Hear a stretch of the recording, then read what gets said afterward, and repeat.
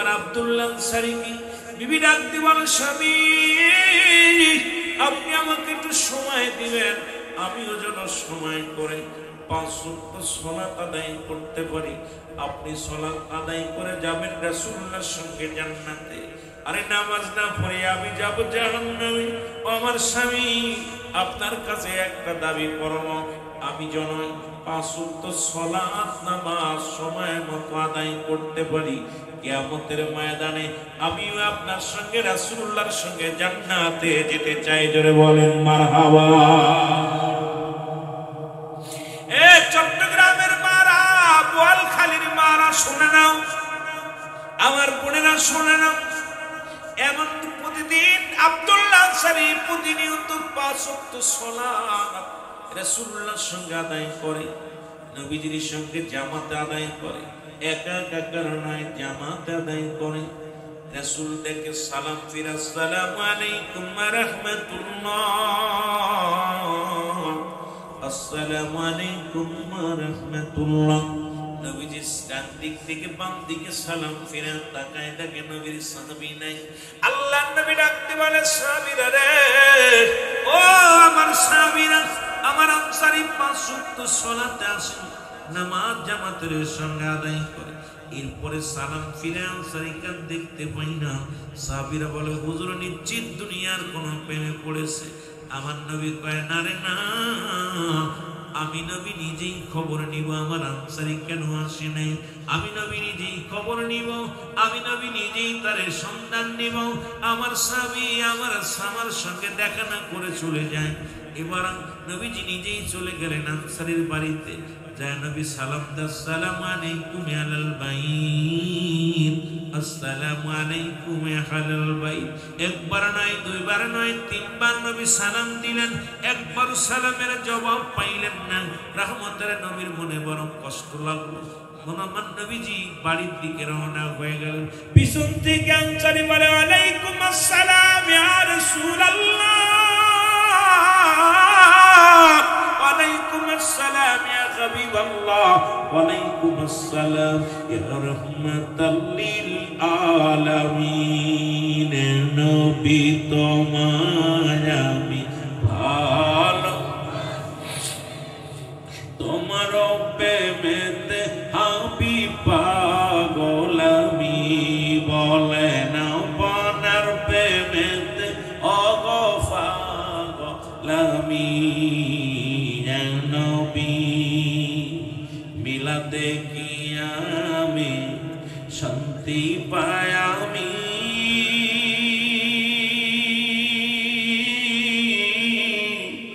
নূরের নাম যতই এই জবানে জপি। নবী মিলাদে কি আমি শান্তি পাই, আমি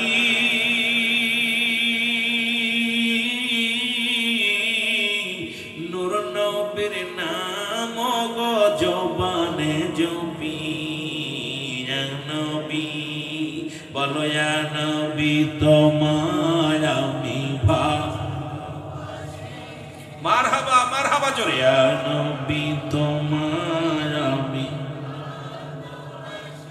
তোমার প্রেমেতে আমি পাগল, আমি বলো তোমার প্রেমেতে আমি পাগল। ওগো আপনার দুরূদ পড়ে আমার আল্লাহ তাআলা শুনি,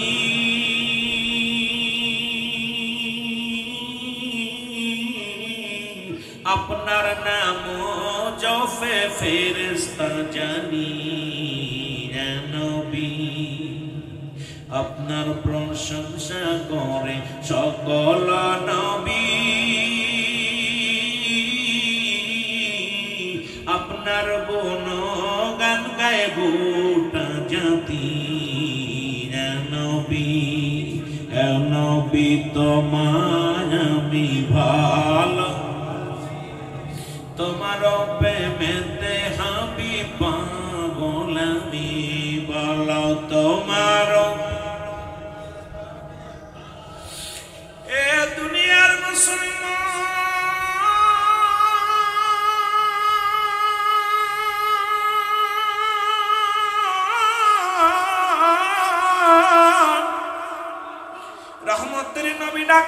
আনসারী রে, তিনবার তোমার সালাম দিলাম, একবার নয় দুবার নয়, তিনবার তোমার সালাম দিলাম, উত্তর দিলাম।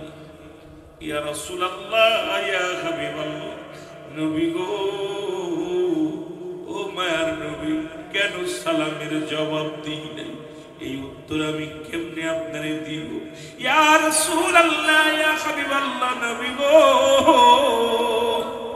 আমি কেন সালামের জবাব দিই নাই, এর উত্তর আমি কেমনে দিব? যদি একটু দয়া করে আপনি আমার বাড়িতে যাইতেন। রাসূলুল্লাহ বলেন, চলো যাই। কেমন নবী গো, কেমন নবী? যে নবীর ভিতরে নাই হিংসা, যে নবীর ভিতরে নাই অহংকার, যে নবীর ভিতরে নাই কোন রিয়া, যে নবী উম্মতের ভালোবাসতেন, এত ভালোবাসতেন, যার কাছে 1 নম্বরে পেয়েছিল নামাজ, 2 নম্বরে তুই পেয়েছিল তার উম্মতগণ। কথাগুলো খুব লক্ষ্য করে শুনবেন বাবারা আমার, দিলের কান্ডা লাগান শুনবেন। রাসূলুল্লাহ বলেন, চলো যাই, বা রওনা দিলেন। আব্দুল্লাহ আনসারী বাড়ি যাইয়া দরজা খুলে দিলেন। রাসূলুল্লাহ তাকায় দেখে ঘরের ভিতরে বিশাল একটা গর্ত খোঁড়া। নবীজি বলেন, আনসারী রে, ঘরের মধ্যে এত বড় গর্ত কেন খোঁড়া? বলি, ইয়া রাসূলুল্লাহ, ইয়া হাবিবাল্লাহ, যখন আপনি আমার দরজায় এসে সালাম দিয়েছিলেন, আমি গর্তের মধ্যে উলঙ্গ অবস্থায় বসা ছিলাম, এই কারণে আমি আপনার সালামের জবাব দিতে পারি নাই। আমার নবী কানসারী কি শোনাইলা? বলি, ইয়া রাসূলুল্লাহ, ইয়া হাবিবাল্লাহ, উলঙ্গ অবস্থায় থাকার কারণে পণ্যের ভিতরে কোনো কাপড় ছিল না, এই কারণে আপনার সালামের জবাব আমি নিতে পারি নাই। উলঙ্গ অবস্থায় আমি বসেছিলাম গর্তের মধ্যে। আল্লাহ নবী ডাকতে বলেন, আনসারী,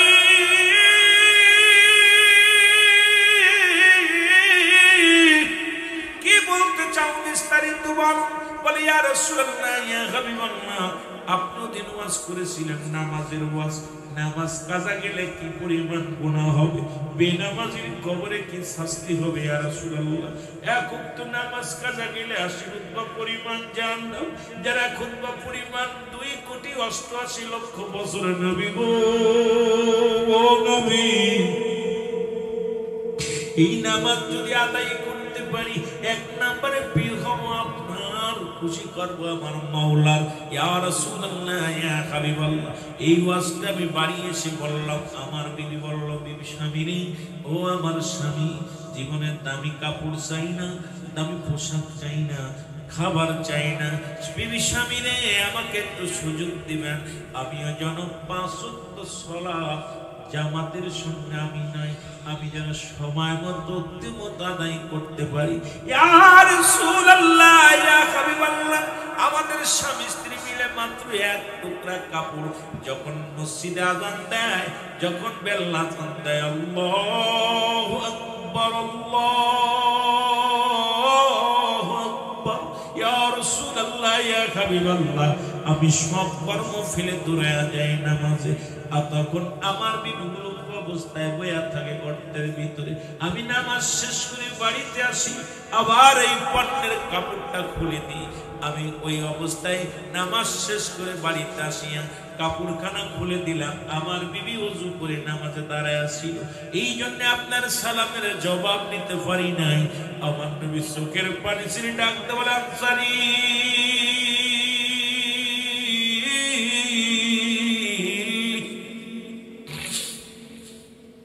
রাসূলুল্লাহ ডাকতে বলে, আনসারী রে, আমি জবাব দিলাম, আমি কথা দিলাম। আনসারী, ইয়াউমাল কিয়ামতের ময়দানে আমি নবী তোদের স্বামী স্ত্রী দুজনকে হাত ধরে জান্নাতে নিব। জোরে জোরে চিল্লায়া বলা যাবে না মারহাবা? আর একটু জোরে জোরে চিল্লায়া বলেন মারহাবা। এ আমার ভাইরা, আমার বন্ধুরা, আমার গোয়ালখালীর মারা, গোয়ালখালীর বাবারা, চট্টগ্রামের বাবারা, দিলের কান্ডা লাগা শুনুন। নবীর সাহাবী যদি 1 টুকরা কাপড় গায়ে দিয়ে স্বামী স্ত্রী দুজন মিলে নামাজ পড়তে পারে, নামাজে সার নাই। আজকে আপনার এই গোয়ালখালীর জমিনে, চট্টগ্রামের জমিনে এমন কোন দরিদ্র লোক নাই যার 1 টুকরা কাপড় আছে। এই জন্য নামাজের যদি হিসাব রব্বে কারীম ধরে, আমরা নাজাত পাওয়া সম্ভব হবে না। জোরে বলেন ঠিক কিনা? মহব্বতের সাথে দুরূদ শরীফ পড়ুন। আল্লাহুম্মা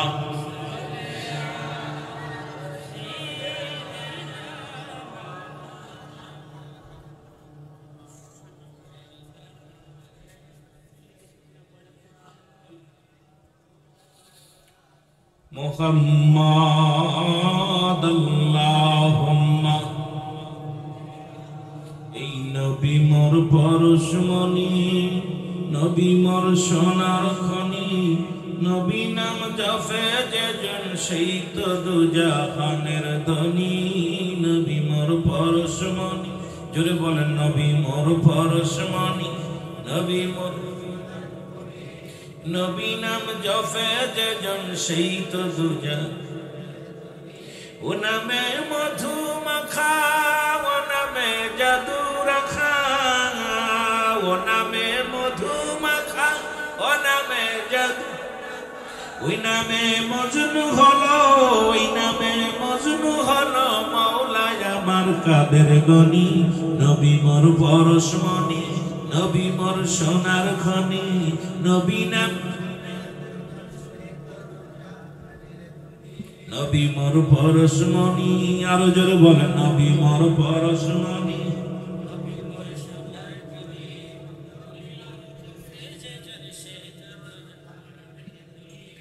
সুন্নি ভাইরা, এই নামটা জপলে মজা লাগে কি লাগে না? কিন্তু আমার দেশের কুখ্যাত এক ডাকাত বক্তা বলছে নবী নাম নেওয়াই শিরক। কোন দেশে বাস করি সে ওয়াজ বক্তা, এত বড় একজন বক্তা। আপনারা এগুলো নেটে দেখবেন। আমি কারোর নাম বলতে চাই না, আমি ইবাদত করতে চাই না, কারোর বিরোধিতা করে আলোচনা করার অভ্যাস আমার নাই। সবচেয়ে বড় কষ্ট হলো উনি কেমনে বললো যে নবী মোর পরশমণি গজলটা গায়ে বলতেছে নবী নাম নেওয়াই শিরক। এরাও নাকি বক্তা, এরাও নাকি মুসলমান, এরাও নাকি আলেম। এই জন্য চট্টগ্রামের জমিনে তো নবীন প্রেমের কথা বলা লাগে না। তবে আছে চট্টগ্রামের জমিনে আলো আছে, অন্ধকার আছে। কথা বলেন না? ভয়ঙ্কর অন্ধকার আছে। আবার এই পৃথিবীর মধ্যে সর্বশ্রেষ্ঠ আলো আমি মনে করি চট্টগ্রামের মানুষ পাইছে। এই জন্যই বলবো, রাসূলুল্লাহ বলছে আমি দেখতেছি অচিরেই একদল মানুষ, একদল জামাত বাইর হবে, তাদের জবানে থাকবে নারায়ে রিসালাত ইয়া রাসূলুল্লাহ, নারায়ে তাকবীর আল্লাহু আকবার। এই ধ্বনি দিতে দিতে আমি নবীর রওজা পর্যন্ত আগমন করব। পূর্ব দেশ থেকে মদিনা শরীফের পরে বাংলাদেশের পরে আর কোনো মুসলিম কান্ট্রি নেই। বাংলাদেশের পরে আর কোনো মুসলিম কান্ট্রি নেই। আমার জ্ঞান, আমার ক্ষুদ্র জ্ঞান, আমি সিদ্দিকের এত বড় জ্ঞান নাই। গবেষণা করে আমার গবেষণায় আমি দেখেছি সেই পূর্বাঞ্চল বলতে বাংলাদেশকেই বোঝাইছে। আর বাংলাদেশের পূর্বাঞ্চলের মানুষ হলো চট্টগ্রামের মানুষ। এই এলাকার মানুষের অন্তরে যত নবী প্রেম আছে বাংলাদেশের অন্য জেলার মানুষের অন্তরে নেই। যেন বলেন ঠিক কিনা? এটা প্রমাণ হয়ে যায়। এই যে আমি আসার পর দেখলাম এত পরিমাণ পতাকা রিফ্লেক্ট লাগানো হয়েছে। রবিউল আউয়ালের আমার নবীর আগমনের শুভেচ্ছা বার্তা সারা বাংলাদেশ নয়, চট্টগ্রামের জমিনে অলি গলিতে বাতাসে উঠতেছে শুধু রাসূলের আগমনের পতাকা। এত মজা পাইছি যখন চট্টগ্রামের জমিনে এত ক্লান্ত, প্রায় 13 ঘন্টা জার্নি করার পর যখন আসার পর দেখলাম যে শহরের মধ্যে ময়দানে আসার আপনাদের ব্রিজটা পার হলাম কালুঘাট, এই ব্রিজের উপর দিয়ে পতাকাগুলো দেখা পর কলিজারা ঠান্ডা হয়ে গেছে। আমার নবীর প্রেমিকদের মধ্যে আয়া গেছে। সুবহানাল্লাহ বলেন।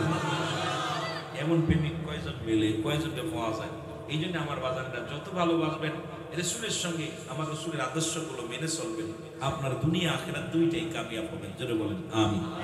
তা আমি আপনাদের কাছে বলতে চাই, এখন চট্টগ্রামের জমিনে ওই আব্দুল্লাহ আনসারীর মতো গরিব কেউ আছেন? কথা বল। আপনার এলাকায় যারা বিক্রি করে, এই যে আপনার টাকা পয়সা চেয়ে বেড়ায়, দেখেননি? আপনার ওই পারে দাঁড়াইলাম কিছুক্ষণ, দেখি অনেক মহিলা বোরকা করে ভিক্ষা করতেছে, অনেক বেড়া হিজলারাও আছে, সবাই ভিক্ষা চাইতেছে। তা আমি মনে মনে কইলাম আজকে ওয়াজটাও সেদিকে চলে গেছে, হঠাৎ করে ওদিকেও যা দেখে এলাম, আয়াও দেখি এটাই। তার যদি নামাজের প্রতি রাসূল কত গুরুত্ব দিছে, সাহাবীরা কত গুরুত্ব দিছে, একটা কাপড়ে স্বামী স্ত্রী দুজন নামাজ পড়ছে। এখন আমার আপনার জীবনে 10টা 15টা কাপড় হয়েছে, এরপরে নামাজ ছেড়ে দিলে মুগুরের অভাব হবে না। জোরে বলেন ঠিক কিনা? হায়াতুল বাড়ির অভাব হইব? কথা বলেন। আমার ভাইরা, আমার বন্ধুরা, আমার বেনামাজির মধ্যে রাসূলুল্লাহর পর্দা পড়ে যাবে, মাঝখানে পর্দা পড়ে যাবে। রাসূলকে তারা জীবনের চেয়ে ভালোবেসেছে, রাসূলকে তারা জীবনের চেয়ে অধিক পরিমাণ ভালোবেসেছে। কিন্তু মাঝখানে একটা পর্দা পড়ে যাবে, ডাকতে বলবে ইয়া রাসূলুল্লাহ, ইয়া হাবিবাল্লাহ, নবী গো, ও আমার মায়ের নবী, আমি তো সারা জীবন আপনাকে ভালোবেসেছিলাম, আপনাকে মায়া করেছিলাম, মহব্বত করেছিলাম, আপনার জন্য চোখের পানিগুলো ফেলেছিলাম, আপনার মহব্বত অন্তরে ধারণ করেছিলাম। আমার নবী বলবে ভালো কথা করেছিলে, শুনে নাও, যারা বেনামাজি তারা আমার উম্মত হতে পারে না। সুতরাং এক নম্বরে বেনামাজি কোনদিন রাসূলের উম্মত বলে স্বীকৃতি পাবে না, এটা রাসূল নিজেই বলেছে। সুতরাং সারা পৃথিবীর মধ্যে ঈমান আনছেন, কালেমা, নামাজ, রোজা, হজ, যাকাত, এক নম্বর আপনি কালেমা পড়েছেন, লা ইলাহা, লা ইলাহা নাই কোন ইলাহা ইল্লাল্লাহু, আল্লাহ ছাড়া কোনো মাবুদ নাই, কি নাই, আল্লাহ ছাড়া কোনো ইলাহ নাই, তাকে পার একমাত্র মাধ্যম ঠিকানা হলো নবী মুহাম্মদুর রাসূলুল্লাহ সাল্লাল্লাহু আলাইহি ওয়াসাল্লাম। জোরে জোরে চিল্লায় বলেন আল্লাহু আকবার। এখন কালেমা পড়েছেন, এক নাম্বার কালেমা। দুই নাম্বার শর্ত মারা লাগবে, কালেমা পড়ার সঙ্গে সঙ্গে আপনি সাবাল্লিকা, আপনি কি সাবাল্য, এক কথায় নাবাল্লিকা, নাবালক নয়, আপনার উপরে নামাজ ফরজ। যদি ইসলামের বিধান মানেন, কালেমা পড়ার সঙ্গে সঙ্গে আপনার উপরে নামাজ ফরজ হয়ে গেছে। নামাজ যদি পৃথিবীর মধ্যে ফরজ হয়ে যায়, এই নামাজটার প্রতি আপনার কত গুরুত্ব দিছে মুসলমান, পাঁচ ওয়াক্ত সালাতের দিকে কত গুরুত্ব দিছে মুসলমান। আপনি দাঁড়ায়া পড়তে পারেন না, বইয়া পড়েন, বইয়া পড়তে পারেন না, শুয়ে পড়েন, শুয়ে পড়তে পারেন, ইশারায় পড়েন, কিন্তু নামাজ কোথাও মাপ নাই, কারণ আপনি ইশারার সঙ্গে সালাত আদায় করবেন। একমাত্র মেয়েদের বেলায় মাফ করেছে আমার রব্বে কারীম, সেটা হলো মুসলমান মাসে 3 দিন 7 দিন পর্যন্ত আমার মা বোনদের নামাজ রব্বুল আলামিন এদেরকে মাফ করেছে। কিন্তু কোন পুরুষের নামাজ কাজা কোনো মাপ নাই, আর নামাজ কোনো মাপ নাই। নামাজ নামাজ নামাজ।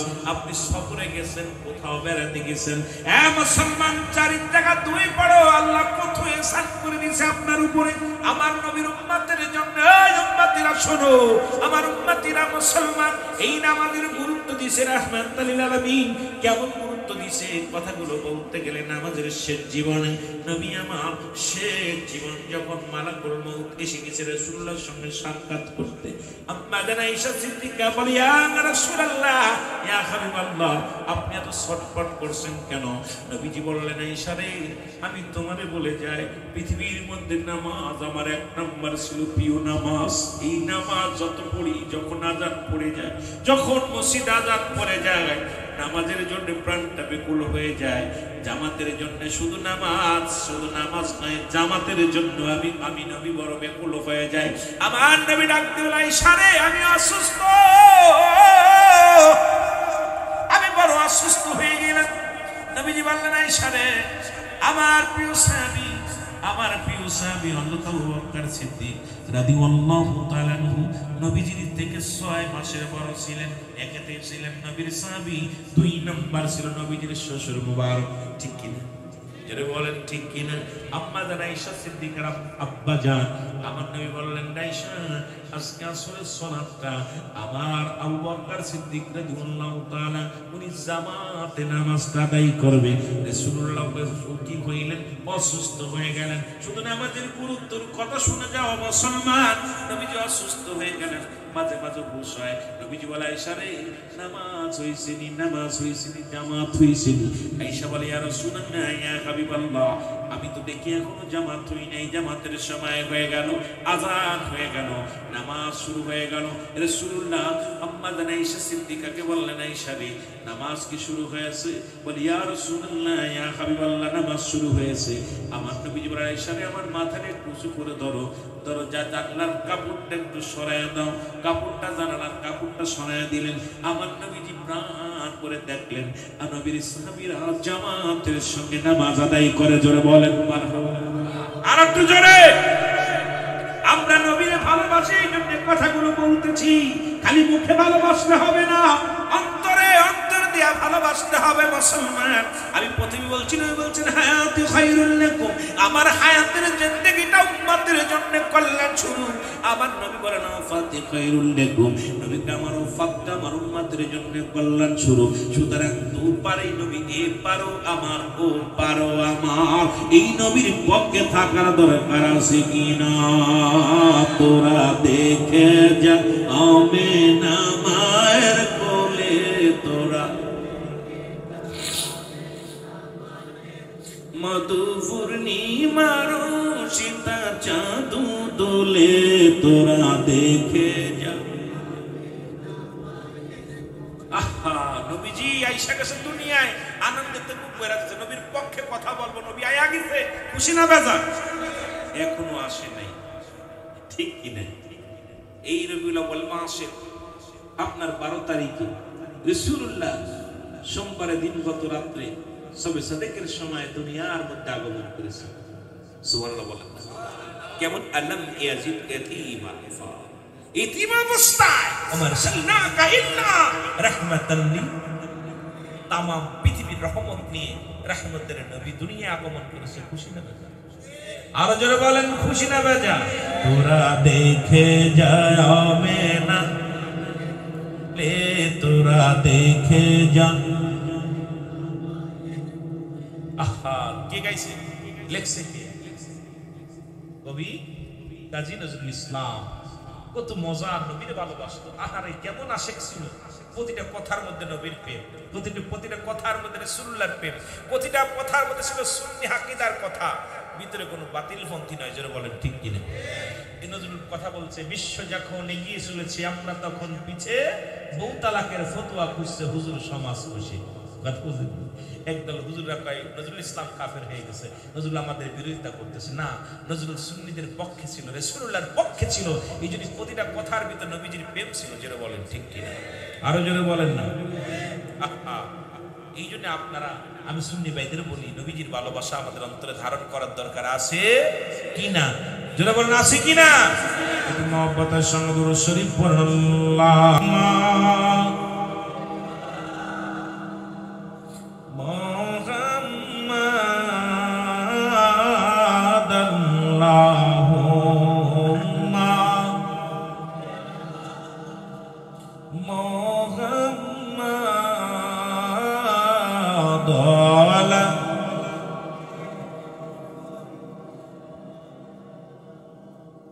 বন্ধু নাই রে বান্ধব নাই রে, খবরে বন্ধু নাই রে, বান্ধব নাই রে, যেই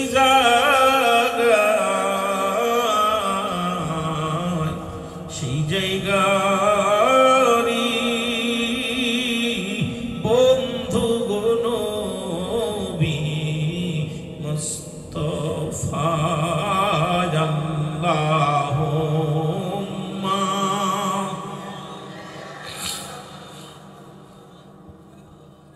ওয়ালা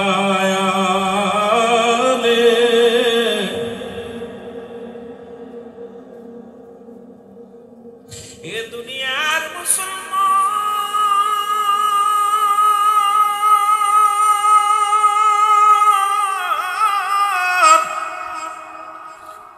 রহমতের নবী চোখের পানিগুলো দর দর করে ছেড়ে দিলেন জমিনের মধ্যে। আম্মা জান আয়েশা সিদ্দিকা দেখে রাসূলুল্লাহর চোখে পানিগুলো দাড়িগুলো বেয়ে জমিনের মধ্যে টপ টপ করে পড়তে লাগলেন। নবীজি বলেন, আম্মা জান আয়েশা সিদ্দিকা বলে, ইয়া রাসূলুল্লাহ আপনার চোখে কেন পানি? একিতে আম্মার নবীজি আম্মা জান বড় পরেশানিতে, এই জন্যে নবীজি বেঁচে থাকতে ইমাম পরিবর্তন, সারা জীবন রাসূলুল্লাহ ইমাম হয়ে নামাজ আদায় করেছেন, মুসল্লি হলো নবীর সাহাবীরা, আজকে ইমাম পরিবর্তন হয়ে গেল, আমার আর বুঝতে বাকি নেই রাসূলুল্লাহ দুনিয়ায় বেশি দিন থাকবে না। নবী আমার এতিম বানায় না, নবী আমার ছেড়ে দুনিয়া থেকে চলে যাবে। আম্মা জান আয়েশা বুকের ভিতরে বড় প্রচন্ড ব্যথা উঠে গেল। নবীজির প্রেমের পড়িয়া আম্মা জান আয়েশা কাঁদে, চোখের পানি ছেড়ে কাঁদে, রব্বে কারীম আমার আর বুঝতে বাকি নেই ইমাম যেহেতু পরিবর্তন হয়েছে রে, আমার নবী মনে হয় আর বেশি দিন আমাদের মধ্যে থাকবে না।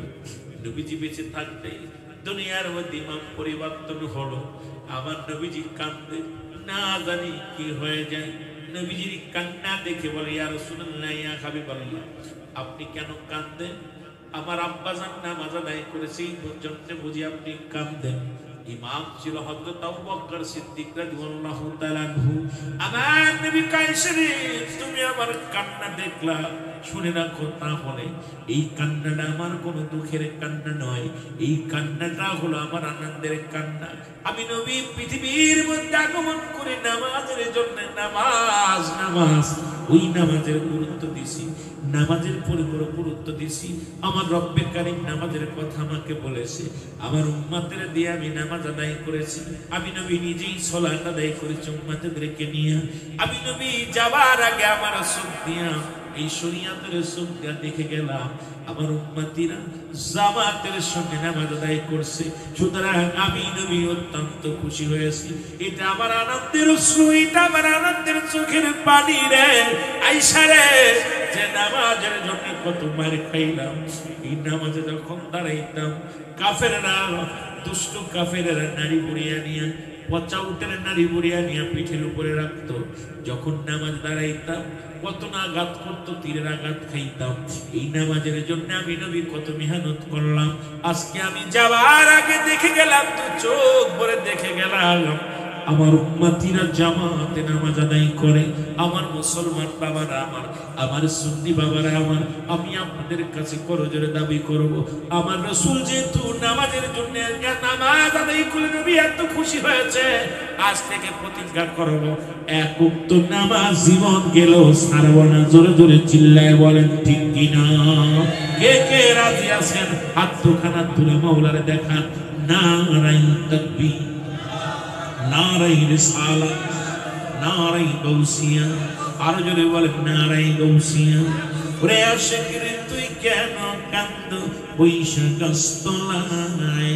গাউসে পাকের নাম জপিলে মাওলা পাওয়া যায়, আর গাউসে পাকের ওসিলাতে আল্লাহ পাওয়া যায়। বলো গাউসে পাকের ওসিলাতে, গাউসে পাকে এমনি অলি সুরকে বানাই কুতুব জানি। এই জামানায় তাহার সনে নাই যে তুলনা। আশিকরে তুই কেন কান্দ বৈশা গাছতলায়? গাউসে পাকের নামের ওসিলায় আল্লাহ পাওয়া যায়। জোরে বলো মারহাবা। আর একটু জোরে জোরে চিল্লায় বলেন মারহাবা। একটু মহব্বতের সঙ্গে দুরূদ শরীফ পড়ুন। আল্লাহুম্মা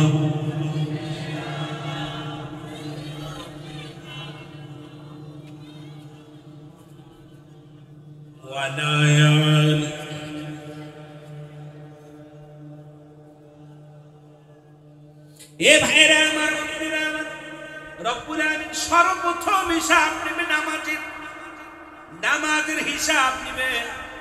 আপনার আমার জীবনের যখন শেষ হয়ে যাবে, মালাকুল মউত এসে যাবে। আমার বাবা অনেকগুলো এত সাবজেক্ট দিয়েছে যা আমার আলোচনা করা সম্ভব নয়। আগে বলেছি বাবারা আমার একটা বিষয়ের উপর আলোচনা করা সম্ভব, কিন্তু তবু এতগুলো গুরুত্বপূর্ণ আলোচনা দিয়েছেন। বিষয় চেষ্টা করব, একটু আমি চেষ্টা করব আপনাদেরকে নিয়ে আলোচনা করার। কারণ মালাকুল মউত যখন আপনার আমার দ্বারে চলে আসবে, মানব জীবনের অমূল্য সম্পদের নাম হলো ঈমান। ব্যক্তির জীবনের অমূল্য সম্পদের নাম রূহ। রূহবিহীন মানুষের কোনো মূল্য নাই। এই পৃথিবীর মধ্যে বডিটার যদি মূল্য দেখাইতে হয়, তাহলে রূহ নামের যে বস্তুটা সেটা প্রয়োজন। আজকে পৃথিবীর মধ্যে ভালো করে খেয়াল করবেন, এক নম্বরে মানব জীবনের অমূল্য সম্পদের নাম হলো ঈমান। ব্যক্তির জীবনের অমূল্য সম্পদের নাম রূহ। রূহবিহীন যেমন বডির কোনো দাম নাই, ইমানবিহীন কোন আমলের দাম নাই। একটা হলো ইমান, একটা হলো আমল। একটা হলো ইমান, একটা হলো আমল। আমল হলো নামাজ, রোজা, হজ, যাকাত ইত্যাদি ইত্যাদি গুলোর নাম হলো আমল। ইমান হলো নবী মুহাম্মদুর রাসূলুল্লাহ সাল্লাল্লাহু আলাইহি ওয়াসাল্লাম।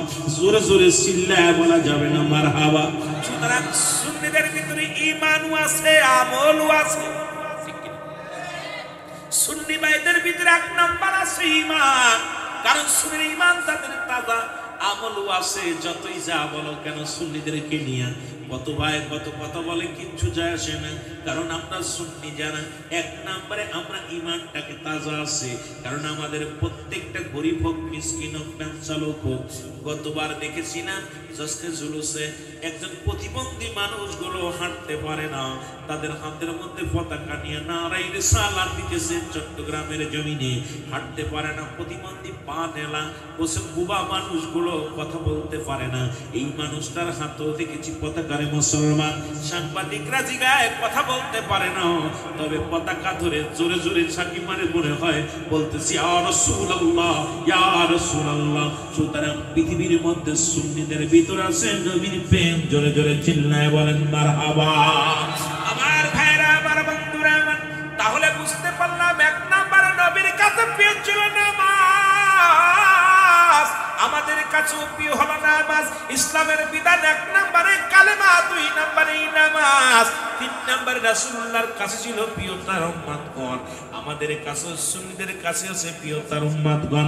সুন্নিরা মারামারিতে বিশ্বাস করে না, সুন্নিরা মুসলমান হাঙ্গামা পছন্দ করে না, সুন্নিরা কোনো মসজিদে আগুন দেয় না, সুন্নিরা কারোর ঘরে আগুন দেয় না, সুন্নিরা কারোর বাস পোড়ায় না, সুন্নিরা কোনো গাড়িতে আগুন দেয় না। কারণ সুন্নিদের এই আকীদা শিক্ষা দেয় না রাসূলের প্রেম যার অন্তরে আছে। এই একটা প্রমাণ পৃথিবীর কোনো মানুষ দেখাইতে পারবে না। আহলে সুন্নাত ওয়াল জামাতের কোনো ভাই কোনো গাড়ির মধ্যে আগুন দিছে, আহলে সুন্নাত ওয়াল জামাতের কোনো ভাই মুসলমান কারোর বাড়ির মধ্যে আগুন দিছে, আহলে সুন্নাত ওয়াল জামাত কোনো জায়গা মাজার ভাঙছে, আহলে সুন্নাত ওয়াল জামাত কারো মাথায় বাড়ি দিছে। কারণ আমরা নিজের জীবনের চাইতে অধিক পরিমাণ আর এক ভাইকে ভালোবাসি। যে শিক্ষা দিছে শাহ মদিনাওয়ালা, সেই শিক্ষায় আমরা শিক্ষিত। জোরে জোরে বলেন ঠিক কিনা? একটা প্রমাণ দেখান না রাসূলুল্লাহ দুই নাম্বার পেয়েছিলেন তার উম্মতগণ। সুন্নি জনতা এক সুন্নি বা আরেক সুন্নি ভাইকে জীবনে চাইতে বেশি ভালোবাসে। জোরে বলেন ঠিক কিনা? দেখেন এই যে বাংলাদেশে এত অকারেন্স হচ্ছে, অকারেন্স দেখেন প্রায় গতকালকে একটা মসজিদ আগুন দিছে। রাগ করবেন না, আমরা যদি অনেক ভাই ওই পন্থী থেকে থাকেন আপনারা, আমরা কথা বলি একটা সারা বাংলাদেশে আহলে সুন্নাত ওয়াল জামাত একটা মসজিদ আগুন দিছে, একটা মসজিদে আগুন দিছে, প্রমাণ পাইছে? একটা গাড়ির মধ্যে আগুন দিছে, একটা মাজার ভাঙছে, কতক্ষণ একটা মাজার ভাঙছে, একটা মন্দির ভাঙছে। আহলে সুন্নাত ওয়াল জামাত কোনো মসজিদে যায়, মন্দিরে যায় গীতা পাঠ করছে না? কোনো গীতার সামনে নামাজ পড়ছে? কোনো মসজিদে মন্দিরে নামাজ পড়ছে? আহলে সুন্নাত ওয়াল জামাতের ভাইয়েরা কাউকে দেখাতে পারবে না। কারণ রাসূলুল্লাহর প্রেমে যাদের অন্তর গড়া, যাদের অন্তর দেহ সব রাসূলের প্রেমে করা, এই মানুষটা তো পৃথিবীর মধ্যে কোনো অন্যায় কাজ করতে পারে না। জোরে বলেন ঠিক কিনা? আমার ভাইরা, আমার বন্ধুরা, আমার কালেমা পড়েছেন নামাজ, এবং কালে যখন মুসলমান হয়েছেন দ্বিতীয় হলো নামাজ, তৃতীয় হলো মুসলমান, রোজা, চতুর্থ নাম্বার হলো যাকাত, পঞ্চম নাম্বার হলো হজ। কালেমা, নামাজ, রোজা, হজ, যাকাত, এই পাঁচটা আপনার আমার জন্য। আর এই জন্য সর্বপ্রথম ধরবে নামাজি। বেনামাজির কত কঠিন আযাব হবে। বেনামাজির মুসলমান ওই কবরের ভিতরে ভয়ঙ্কর আযাব হবে।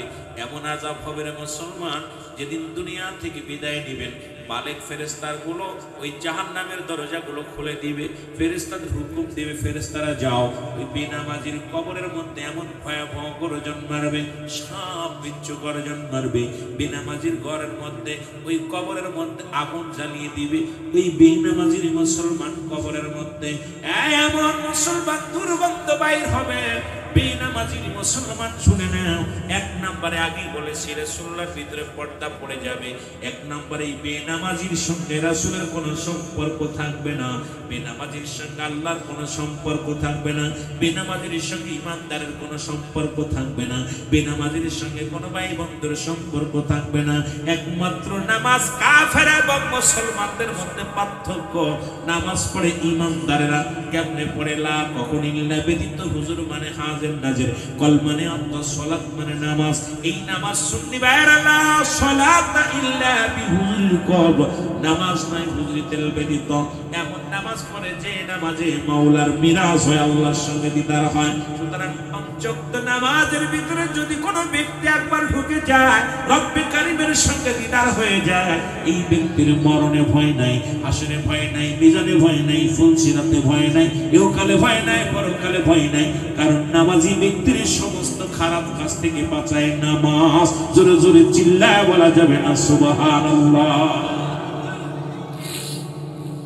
এই জন্য বেনামাজি সবচেয়ে বড় দুঃখের বিষয় হলো যে রাসূলের সঙ্গে সাক্ষাৎ হবে না। জাহান্নামের অগ্নিকাণ্ডগুলো জ্বলিয়ে দেওয়া হবে, 7টা জাহান্নামের দরজাগুলো খুলে দেওয়া হবে, তাকে জ্বালানো হবে, পোড়ানো হবে, আবার তারে আবার জীবিত করবে, আবার জ্বালাবে, আবার জ্বালাবে, আবার জ্বালাবে। তার মানে সর্বোপরি একটা কথা আপনাদেরকে আমি জানিয়ে দিচ্ছি যে এখন তো নামাজ কাজা দিলে এত পরিমাণ জাহান্নাম। এইবার আপনার আমার জীবন তো জেল খাটতে খাটতেই জীবন শেষ, জেল খাটতে খাটতেই শেষ জীবন। এই জন্য আজ থেকে আমরা প্রতিজ্ঞা করবো নামাজের জন্য। আমিন বলেন, আমিন বলেন, আর একটু জোরে বলেন আমিন। আমার ভাইরা, আমার সাহাবীরা, নবীজির সাহাবীরা, আজান যখন পড়ে যেত, অন্ধ সাহাবীরা রশি টেনে টেনে, রশি ধরে মসজিদ থেকে বাড়ি পর্যন্ত রশি বাঁধা হতো। অন্ধ দুটি চোখ নাই, এই অন্ধ সাহাবীরা গুটি গুটি পেয়ে নামাজের দিকে চলে যেত, রাসূলুল্লাহর পিছে নামাজ আদায় করত। ইহা দ্বারাও প্রমাণ হয় আমাদের নামাজের দরকার আছে কিনা। আর একটু জোরে জোরে চিল্লায় বলেন ঠিক কিনা। আমাদের আপনার আমার জীবন থেকে কত নামাজ ছুটে গেল। আজকে আমরা প্রতিজ্ঞা করব, আজ থেকে আমরা এখান থেকে প্রতিজ্ঞা করব, ওয়াদাবদ্ধ করব, জীবনের শেষ পর্যন্ত রব্বে কারীম আমাদের জীবনের নামাজগুলো যেন না ছুটে। জোরে বলেন আমিন। মুহাব্বতের সঙ্গে দুরূদ শরীফ পড়েন আল্লাহুম্মা।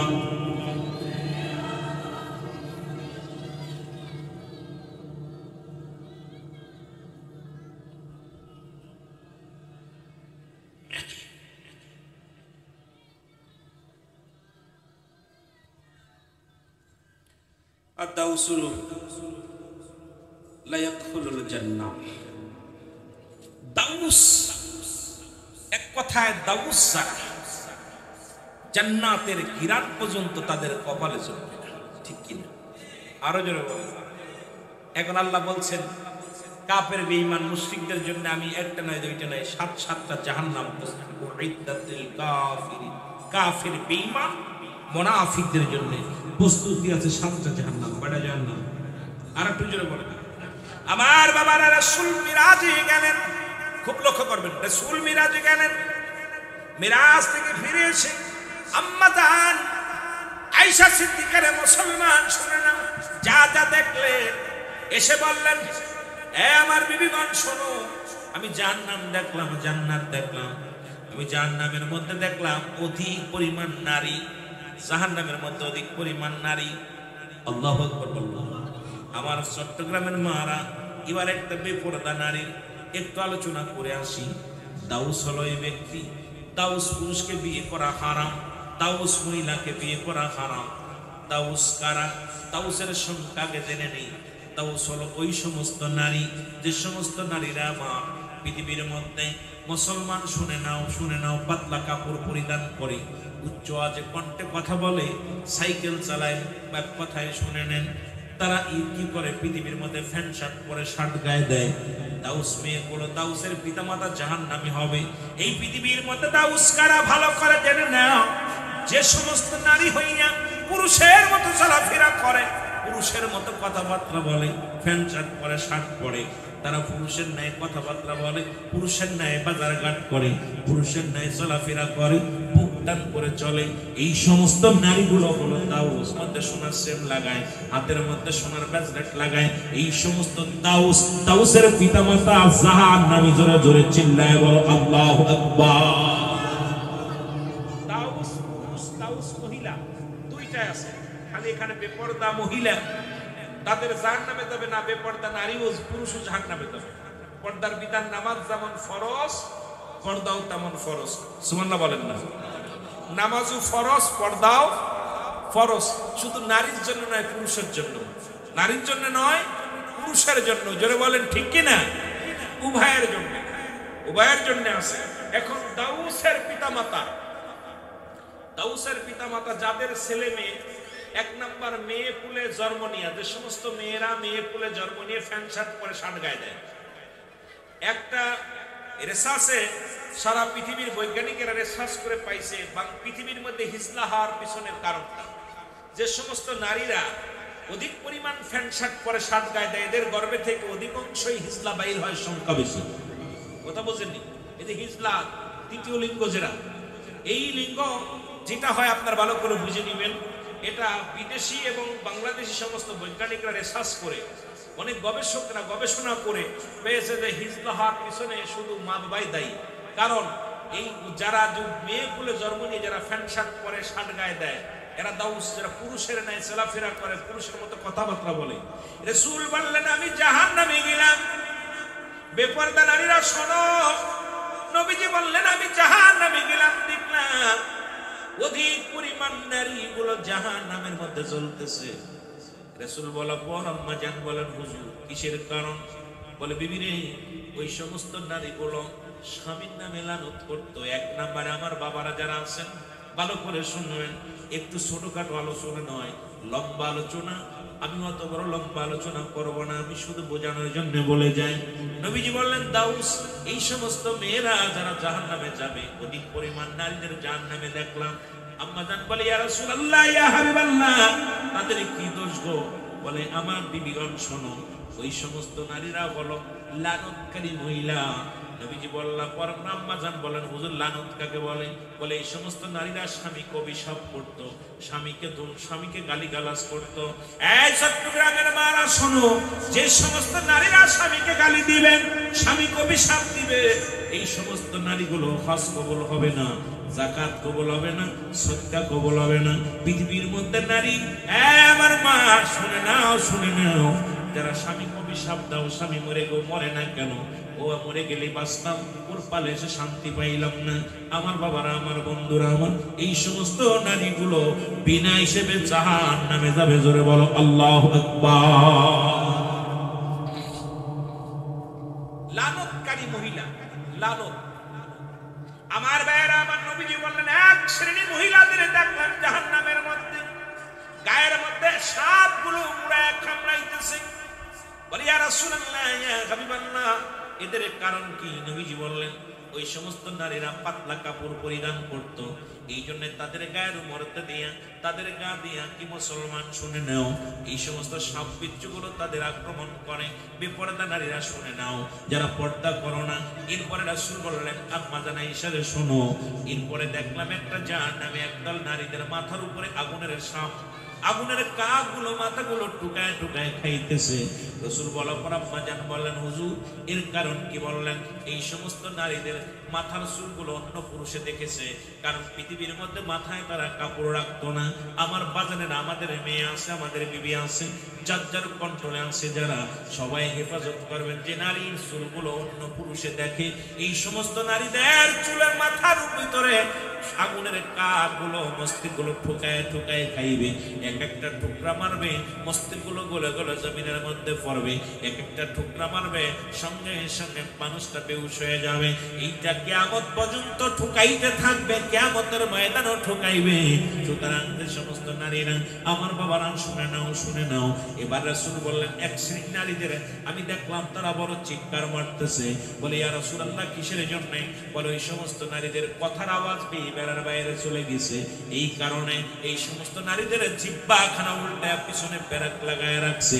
আজকে মুসলমান নারী শাসিত বাংলাদেশটা যদিও বলে সকালবেলা আমার বিরুদ্ধে অভিযোগ আসবে, কারণ পৃথিবীর মধ্যে মুসলমান যে নারীর কথা পেয়ে বেড়ার বাইরে চলে যাবে তাকে তালাক দেয়া যায় হয়ে যাবে।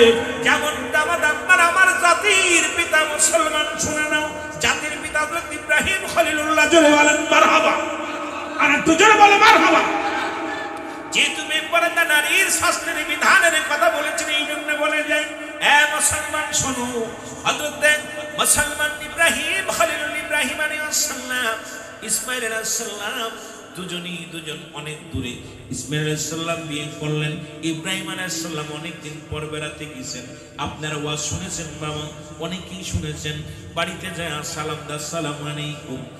ও বাবা ইসমাঈল, ভিতরে থেকে ওয়ালাইকুম আসসালাম কেডা? আমি তোমার শ্বশুর, আমি তোমার শ্বশুর আব্বা জান ইব্রাহিম আলাইহিস সালাম। আমি এসেছি আপনারা তোমার ঘরের মধ্যে। কয় বাবা আমার সন্তান কোথায়? কয় জানি না। কথাটা আওয়াজ একটু টোন বড় হয়ে গেছে, গলার আওয়াজটা একটু অন্যরকম হয়ে গেছে। সঙ্গে সঙ্গে ইব্রাহিম আলাইহিস সালাম বললেন, বৌমা। ইব্রাহিম বললেন, যদি আমার সন্তান বাড়িতে আসে সর্বপ্রথম বলবে ঘরের চৌকাঠটা বদলাইতে। জোরে জোরে বলেন আল্লাহু আকবার। এই বিধান যদি জাতির পিতার মানে না, জাতির পিতা ইব্রাহিম আলাইহিস সালামের ইসলামটার মধ্যে ঢুকলে আপনাদের নারীগুলো সব সোজা হয়ে যাবে। আমার ভাইরা, আমার বন্ধুরা, আমার গভীর মনোযোগ। ইব্রাহিম আলাইহিস সালাম চলে গেলেন, ইসমাঈল আলাইহিস সালাম ঘরের মধ্যে প্রবেশ করলেন। প্রবেশ করার পর নবীদের সঙ্গে নবীদের একটু আধার লাগানো, নবীদের সঙ্গে নবীদের একটা কালেকশন আছে। ডাকতে বলে, বিবি রে, ঘরের মধ্যে কয় ছিল নি? কয় হ্যাঁ, তোমার আব্বা জান এসেছিল। বলে তোমার আমার আব্বা জান এসেছিল? কয় কি করেছিল? বসতে দিছিলে? কয় না। খাইতে দিছিলে? বলে না। কি করেছিলে? বলে কিচ্ছু করি নাই। বলে ইব্রাহিম আলাইহিস সালাম এসেছিল, আমার আব্বা জান তুমি যত্ন করো নাই। বিবিরে শুনে রাখো, আমার আব্বা জান যাবার সময় কিছু বলে গেছিল। কয় স্বামী রে, আমার আব্বা জান, তোমার আব্বা জান যখন বিদায় লগ্নে বলেছে ঘরের চৌকাঠটা বদলাতে, সঙ্গে সঙ্গে ইসমাঈল আলাইহিস সালাম বলে, বিবি রে, আর একটা মিনিট নয়, একটা সেকেন্ড নয়, এই মুহূর্তে আমি তোমারে তালাক দিয়ে দিলাম। যে তোমার আব্বা জান বলছে, সঙ্গে সঙ্গে তালাক লাগায় দিছে। মুসলমান আবার ইসমাঈল আলাইহিস সালাম একটা দিকে শুনে বিয়ে করছে। আবার কিছুদিন পরে ইব্রাহিম আলাইহিস সালাম উনি আবার আসছে বাড়িতে বেড়াইতে। সালাম দিছে, আসসালামু আলাইকুম ইয়া আহলাল বাইত। ভিতর থেকে আওয়াজ, ওয়ালাইকুম আসসালাম। ডাকতে বলে আম্মা জান, বলে ডাকতে বলে আব্বা জান, আপনি আসছেন, ভিতরে আসেন। বসতে দিছে, খাবার দিছে, সুন্দরভাবে ব্যবহার করছে, আওয়াজটা স্মরণীয় হয়েছে। এবার 2 রাকাত নামাজ পড়ছে, নামাজটা পড়িয়া দোয়া করছে। দোয়া করিয়া বিদায় লগ্নে বলে, বিবি রে, আমি চলে যাচ্ছি, তুমি কি করো? আমার সন্তান যখন আসবে তাকে বলবে ঘরের চৌকাঠটা যেন জীবনেও না বদলায়। আমার বাবারা, আমার গভীর মনোযোগ। এটা যেহেতু আলোচনা, এর মধ্যে আমি নাই, শুধু বোঝানোর জন্য কথাটা আমি বলে যাই। আমার বাজানেরা শুনে নাও।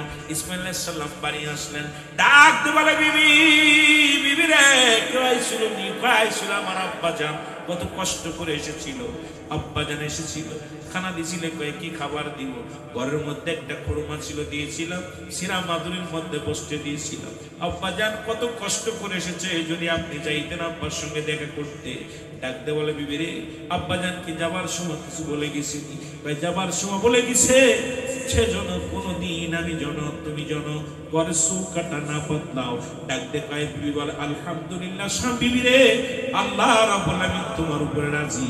আমার বাবা জান যেহেতু রাজি হয়েছে, তোমার কপাল খুলে গেছে। জোরে জোরে চিল্লায় বলো আল্লাহু আকবার। আমার ভাইরা, আমার বন্ধু, রাসূল বললেন, এ মুসলমান, আমি ওদিকে জাহান্নামের বিষয় গিয়েছিলাম শুধু বোঝানোর জন্য শ্বশুর এবং ছেলের মধ্যে।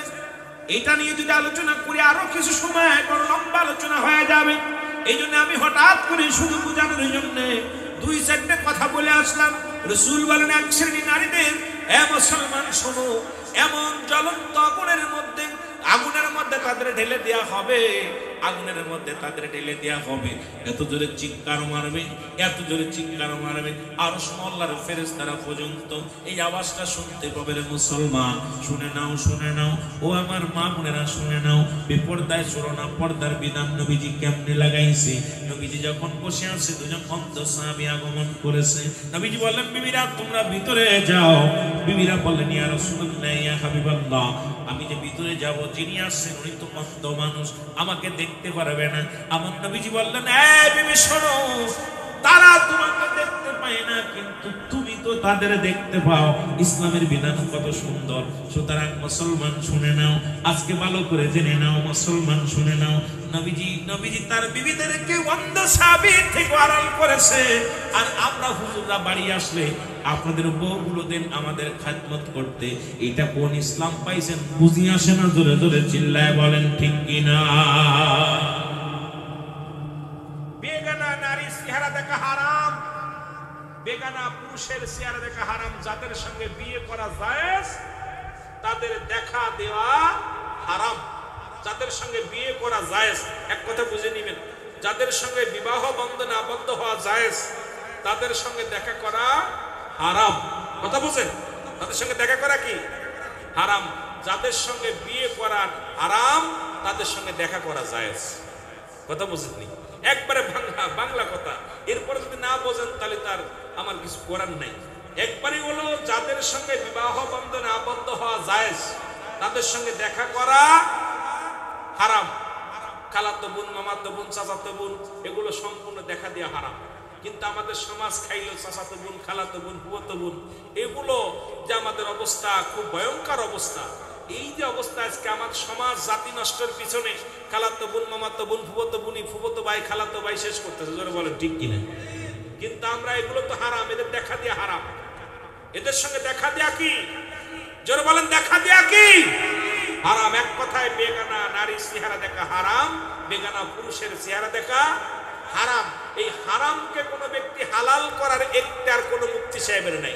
যদি কোনো মুফতি সাহেব এটা হালাল করতে পারে, আমি তারে বলবো আমার সঙ্গে চ্যালেঞ্জ করেন, আমি আপনার সঙ্গে বসবো যে আপনি হারাম করতেছেন, কোন ফতোয়ায় হারাম হালাল করতেছেন। এবং আদালতের নবুয়াতের প্রথম খণ্ডের মধ্যে বয়ান করতেছে, হারামকে যদি কোনো ব্যক্তি হালাল বলে সে কাফের, কাফের, কাফের। আর হালালকে যদি কোনো ব্যক্তি হারাম বলে সেও কাফের। সুতরাং আপনার আমার দৃষ্টিতে যেটা শরীয়তের বিধান অনুযায়ী হারাম সেটা হারামই, হালাল করার কোনো এখতিয়ার, কোনো ফতোয়া নাই। জোরে বলেন ঠিক কিনা? জোরে বলেন ঠিক কিনা? এই জন্য বেপর্দা নারী যারা আছেন, বেপর্দা নারী আর আপনার ব্রেক ছাড়া গাড়ি একই অবস্থা। ব্রেক ছাড়া গাড়ি আর বেপর্দা নারী একই অবস্থায় চলে। ব্রেক ছাড়া গাড়ি চললে যেমন দুর্ঘটনা ঘটে, বেপর্দা নারীর কারণে সমাজে বেশি দুর্নীতি হয়। জোরে বলেন ঠিক কিনা? সমাজের মধ্যে ফিতনা শুরু হয়, সমাজের মধ্যে হট্টগোল হয়, সমাজ নষ্ট হয়, জাতি নষ্ট হয়, ইসলাম নষ্ট হয়। এই জন্য এমন কোনো কাজ করবো না যা দ্বারা সমাজ এবং জাতি নষ্ট হয়। জোরে বলেন ঠিক কিনা? একটু মহব্বতের সঙ্গে জিকির করুন, লা ইলাহা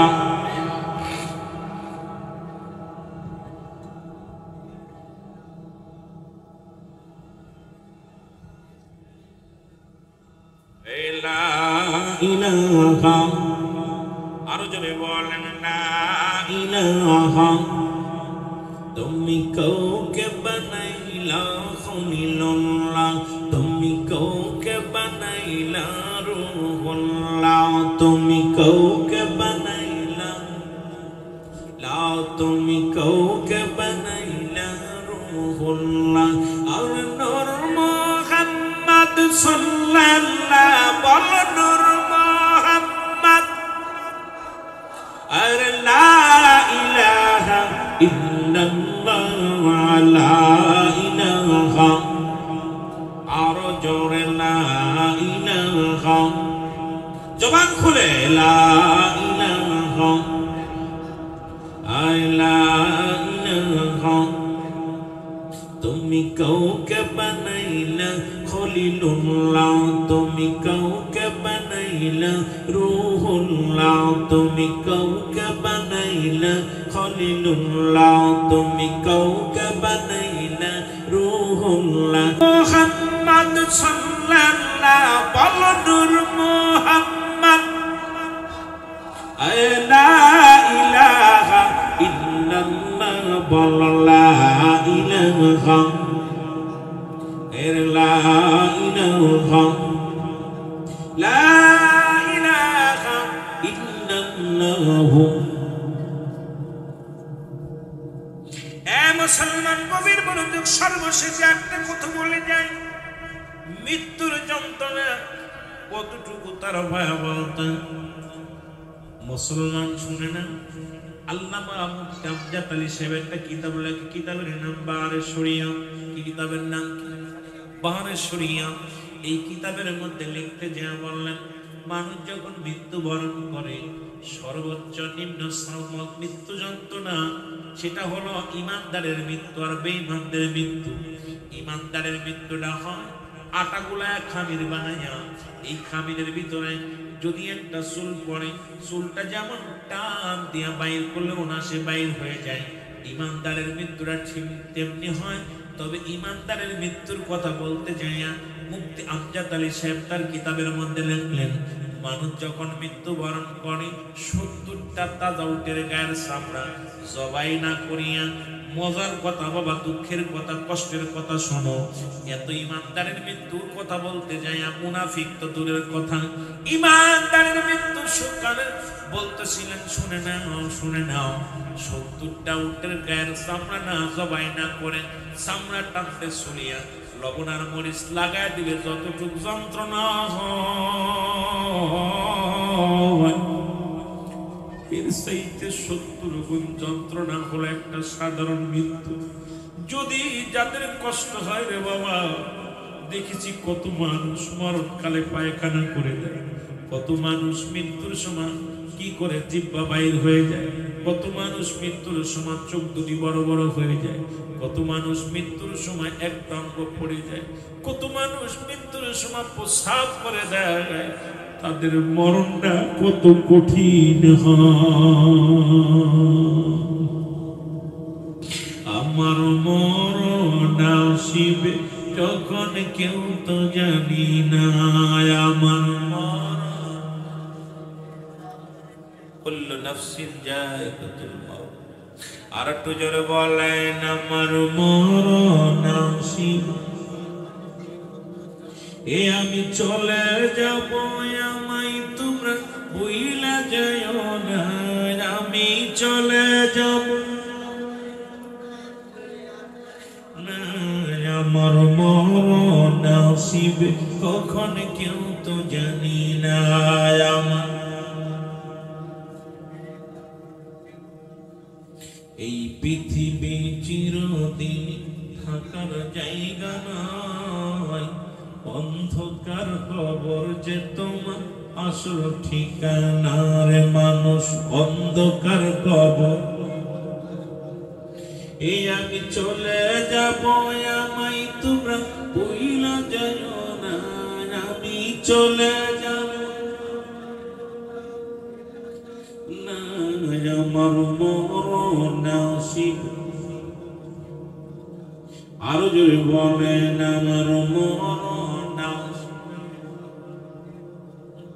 টাকা পয়সা দালান কোটা যাহা করেছি সব কিছু ফেলাইয়া আজি একাই চলেছি রে, আমি সব কিছু ফেলাইয়া আজি, আমি যাবার কালে ভেবে দেখি আমার কেহ নাই, আমি যাবার কালে ভেবে দেখি না, আমার মরণ আসিবে কখন কেউ তো জানি না,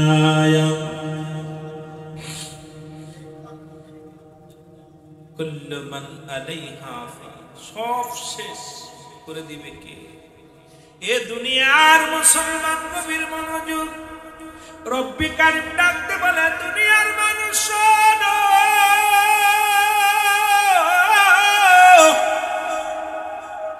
এই দুনিয়ার মধ্যে যা কিছু আছে সব কিছু আমি আল্লাহর জন্য বিচ্ছিন্ন করে দিব, এই জমিনটা পুড়ে আমি তামা বানিয়ে দিব, কুল্লু মান আলাইহা, সব শেষ। আল্লাহ কয় বান্দারে, এই জমিনের মাটিগুলো পুড়ে আমি তামা বানায় দিব, এই জমিনের মধ্যে যত পানি আছে। আজকে সকালবেলা বৃষ্টি হয়েছে, মাহফিলে বসার মতো পরিবেশ ছিল না। কমিটির ভাইদের চিন্তা এসে গেছিল, বছরে একটা মাহফিল করি, না জানি রব্বে কারিম করতে দিবে না। এত পানি পৃথিবীর মধ্যে 3 ভাগ পানি 1 ভাগ মাটি। কয় ভাগ পানি? 3 ভাগ পানি 1 ভাগ মাটি। আল্লাহ কয় বান্দারে এই মাটিগুলো ফুঁড়ায় আমি তামা বানায় দিব। এই জমিনের মধ্যে যত পানি আছে পানিগুলো পুড়ে ছাই হয়ে যাবে। যেদিন কিচ্ছু বলতে কিচ্ছু থাকবে না, সেদিন থাকবো আমি রব্বে কারিম, আমি রব। আর আমি যেদিন থাকবো, আমি থাকবো আমার রাসূলুল্লাহর ভালোবাসা নিয়ে। আরে আমরা সুন্নিরা কেন নবী নবী করে পাগল হয়, তার প্রমাণ আমার আল্লাহ দিয়ে দেয়। মুসলমান শোনো, যেদিন পৃথিবীর সব কিছু শেষ হয়ে যাবে, সব কিছু শেষ হয়ে যাবে, সেদিন যেদিন কিচ্ছু থাকবে না, সেদিন থাকবে আমার আল্লাহ, আল্লাহ থাকবে আমার হাবিবের ভালোবাসা নিয়ে। এই জন্য সুন্নিরা আমরাও থাকি রাসূলুল্লাহর প্রেম ভালোবাসা নিয়ে। জোরে জোরে চিল্লায়ে বলেন মারহাবা। ওরে প্রেম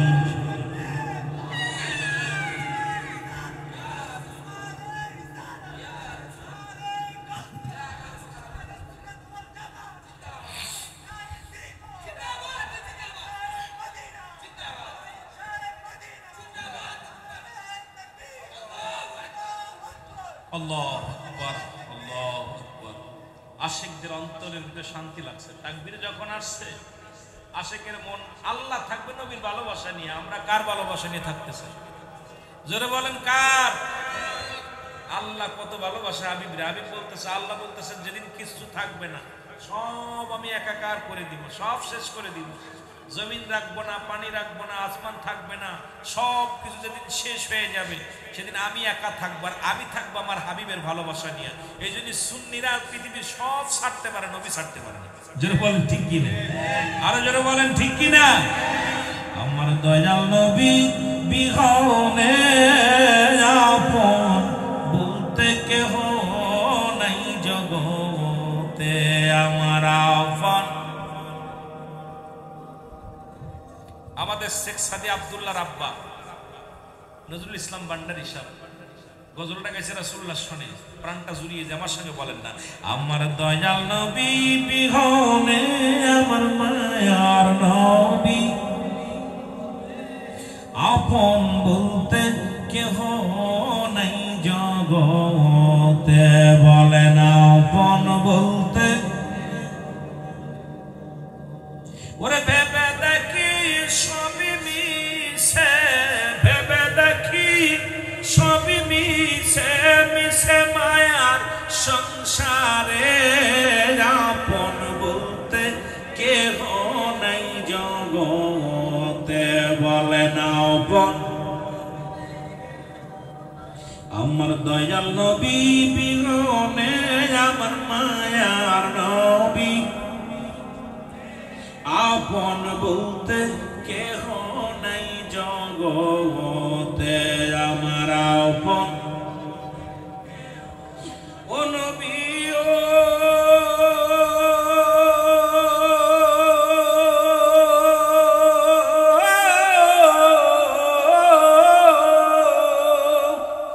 এই মদিনাতে আসেন গো আপনি, আমায় পাগল বানায়া।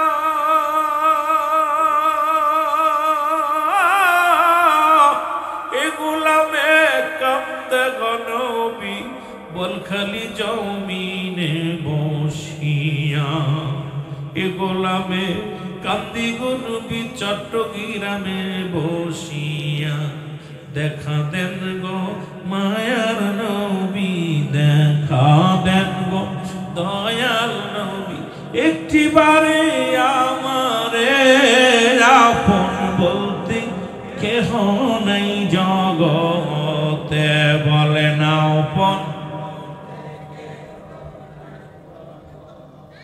এ দুনিয়ার মুসলমান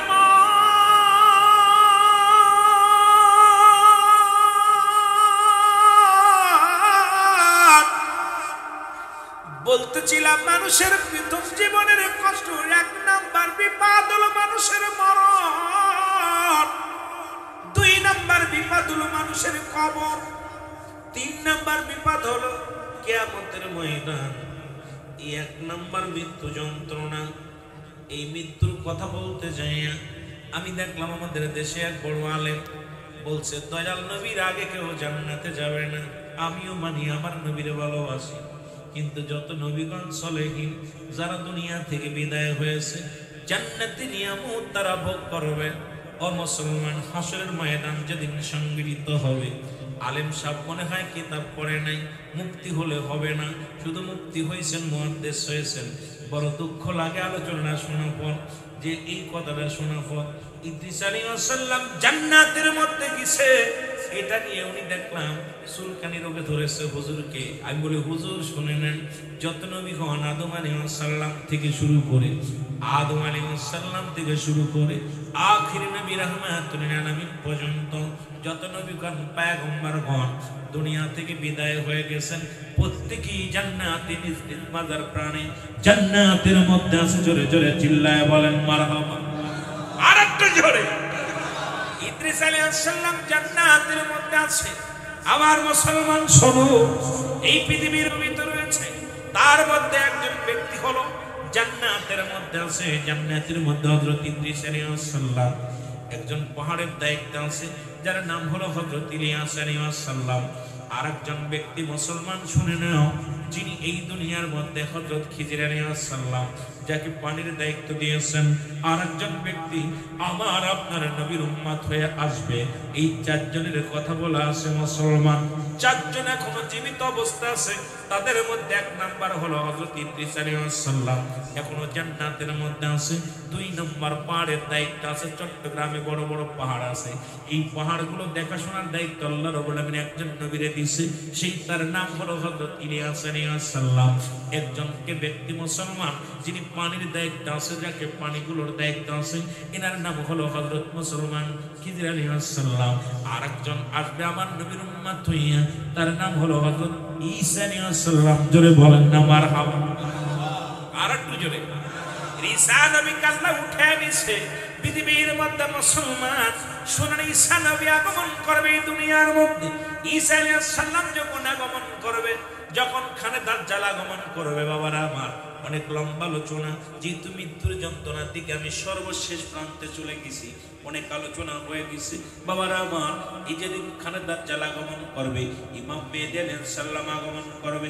ইমাম মেহেদীর নাম থাকবে মুহাম্মদ, ইমাম মেহেদীর বাবার নাম থাকবে মুসলমান শুনে নাও আব্দুল্লাহ, আমার নাম থাকবে মুসলমান শুনে নাও ওই প্রথমে না, ওই মুসলমান, ওনার বংশ থাকবে ফাতেমার বংশধর, গোত্র থাকবে বদুয়া গোত্র।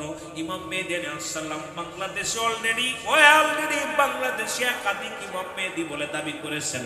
কিন্তু শুনে নেন সুন্নি ভাইয়েরা, যদি কোনো আমাদের মধ্যে কোনো ব্যক্তি ইমাম মেহেদী বলে দাবি করে, ওর জুতা স্যান্ডেল দিয়ে পিটাইবেন নাকি হবে? কারণ বাংলাদেশে ইমাম মেহেদী আইব না, ইমাম মেহেদী আইব মুসলমান। কোথায়? বদুয়া গোত্র। সেই গোত্র হলো মা আম্মাজান ফাতেমার গোত্র, ফাতেমার মুসলমান বংশধর হইয়া ইমাম মেহেদী মুসলমান আসবে। তার চেহারা আমি একটু জানা দিয়ে যাই, আলোচনার আগে আপনাদের বোঝানোর জন্য বলে যাই। ইমাম মেহেদী মুসলমান যখন মক্কা মদিনায় পাপ হবে, এত পরিমাণ পাপ হবে, জিনা বিচার বেড়ে যাবে, অন্যায় বিচার বেড়ে যাবে। যেদিন মক্কা মদিনার মানুষগুলো মানুষ বিনা বিচারে মানুষ হত্যা করবে। যেমন বাংলাদেশে এখন দেখতেছি মুসলমান কোনো বিচার নাই, এখন যারে পায় তারে সেখানে আজকে কোনো মানুষের জীবনের কোনো নিরাপত্তা নাই। কি আছে ভ্যান চালক, কি আছে রিক্সা চালক, কি আছে মুসলমান, কেন যেন মানুষের পাখি যেমনি মেরে ফেলে গুলি করে, মানুষজন মানুষকে মারতে কোনো দ্বিধা দ্বন্দ্ব নেই। মানুষগুলো পাথর দিয়ে নিক্ষেপ করে যখন বিলালকে মেরেছিল, বিলালকে পাথর চাপা দিয়েছিল। কিছুদিন আগে দেখলাম এক ব্যবসায়ী ভাই আরেক ভাইয়ের আমার তাকে পাথর দিয়ে কেমন ভাবে নিক্ষেপ করে মারা হলো। মুসলমান ভাইকে খুন করে, বন্ধুকে খুন করে। কারণ এটাও বুঝতে বাকি নাই, নবী বলছে বালমা কিলাফ, এই দুনিয়াটা হলো পচা দুর্গন্ধ মরি। আর মানুষের চরিত্র হবে কুকুরের চরিত্র। মানুষ যেমন পৃথিবীর মধ্যে কুকুর যেমন মরি পাইলে খুশি হয়, সে জামানার মানুষগুলো সম্পদ পাইলে খুশি হবে, সম্পদের জন্য বাইরে খুন করবে। হায়রত বীর মুশাররফ হোসেন লিখে গেলেন, কারবালার প্রান্ত থেকে আমাদের শিক্ষা নেওয়ার দরকার। মুসলমান, আমার লম্বা আলোচনা, এই আলোচনাগুলো করার দরকার, 2-4 রাত জানার দরকার আপনাদেরকে মুসলমান। ইমাম মেহেদী আলাইহিস সালামের তখন সর্বোচ্চ পরিচয়, তার পরিচয় আমি তুলে ধরি যাতে আপনাদের চিনতে ভালো হয়, যাতে বুঝতে ভালো হয়। ইমাম মেহেদী আলাইহিস সালাম যখন মক্কা মদিনায় এত পরিমাণ পাপ হবে, জিনা হবে, অন্যায় হবে, অপরাধ হবে, বেপরদায় নারীগুলো চলবে, বেপরদায় পুরুষ চলবে, সুদের মাত্রা বেড়ে যাবে। ইমাম মেহেদী আলাইহিস সালাম রাতের অন্ধকারে বাইর হয়ে যাবে। ইমাম রাসূল বলেন, ইমাম মেহেদীর পরিচয়, উনার ইমাম মেহেদী আলাইহিস সালামের গায়ের রং থাকবে শ্যামলা, মাথার চুলগুলো থাকবে কোকড়ানো মোকড়ানো, কালো কুচকুচে থাকবে কোকড়ানো মোকড়ানো। ইমাম মেহেদী আলাইহিস সালামের, মুসলমান শুনে নাও, এই বুড়ুটা হবে টানা বুড়ু। ইমাম মেহেদী আলাইহিস সালামের কানের মধ্যে পশম হবে, বড় বড় লম্বা লম্বা পশম হবে। ইমাম মেহেদী আলাইহিস সালাম বুকে অনেক পশম থাকবে, সিনাটা সিংহ পুরুষের মতো থাকবে। ইমাম মেহেদী আলাইহিস সালাম সবচেয়ে বড় পরিচয় হলো, ইমাম মেহেদী আলাইহিস সালামের থাকবে মুসলমান তুতলা থাকবে, কথা বলতে গেলে বেঁধে যাবে, সে উরুতের মধ্যে জোরে জোরে মুসলমান আঘাত করবে। ইমাম মেহেদী আলাইহিস সালাম প্রকাশ হওয়ার আগে আমার মন বলে ইমাম মেহেদী আলাইহিস সালামের প্রকাশের সময় এসে গেছে, জোরে বলেন ঠিক কিনা। এই জন্য বলতেছি যে এখন দেখেন সৌদি আরবে যে অবস্থা, আমরা সবাই সৌদির ইসলাম মানি। সৌদি আরবে এখন নারী, আমাদের বাংলাদেশে যত নারী যায় তাদেরকে যেভাবে নির্যাতন করে, সৌদিতে যে অবস্থা শুরু হয়েছে।